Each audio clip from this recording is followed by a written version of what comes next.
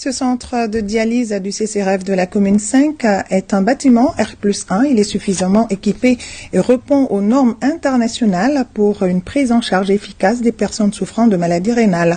Voyons ce joyau avec Al-Jumatina, Boubacar Traoré et Tchadje Kamara. Le centre de dialyse du CCRF de la commune 5, un des 3 centres construits dans le cadre des œuvres sociales du président de la transition, est désormais opérationnel. Flambant neuf, le centre intègre de nouveaux concepts de l'architecture hospitalière pour soulager le patient à travers la qualité de l'accueil et l'environnement.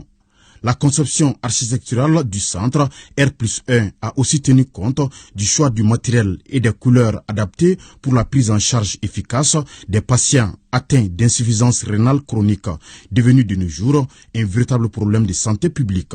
Avec les commodités, les recommandations par rapport au matériel de dialyse et aussi par rapport au standing même des centres, ce qui diffère beaucoup. On a pas mal de dispositifs à notre sein qui va nous permettre non seulement de prendre rapidement ces patients, les patients qui présenteraient peut-être une insuffisance rénale aiguë, mais aussi pour la commodité et dans les règles de l'art pour les patients qui sont dialysés de façon chronique. Puisque la maladie rénale est un problème de santé publique, ça touche à tous les âges, jeunes, vieux et vieux.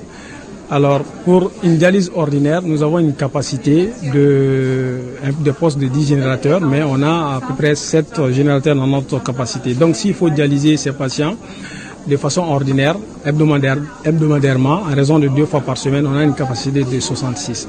Maintenant, s'il faut compter les salles de dialyse d'urgence et autres salles de dialyse pour des critères selon le patient, alors on peut aller à une capacité de 100 patients pour une capacité globale.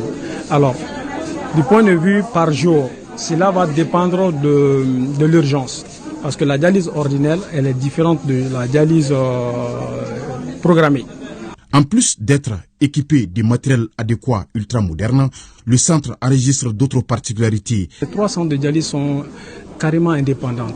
Donc, ce sont des centres qui sont autonomes, non seulement en termes de fourniture d'électricité, parce qu'il y a des groupes d'électrogènes, mais aussi en termes d'apport d'eau, parce qu'il y a des châteaux dans chaque centre.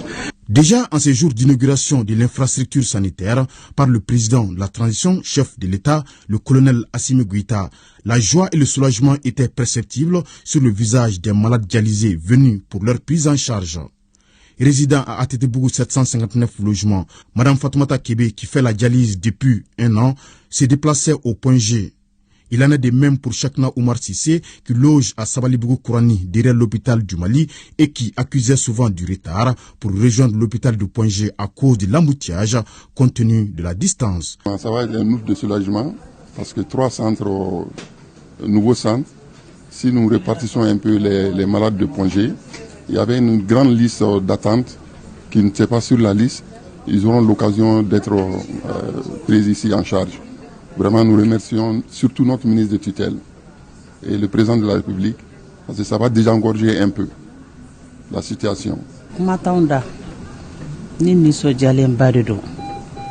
Vraiment, ame jamana kuntiki naka barakela bela jelenfu. Ni centre saba ndaela kada ama. Tiana a hakili torana a jara anye a bena ama an bi duwawu de kɛ ala k'u dɛmɛ halisa ala k'an ta fanga d'u ma an tɛ foyi ni foli tɛ parce que n'an ko an bɛ kuma dɔrɔn an bɛ n'u baraji tiɲɛ.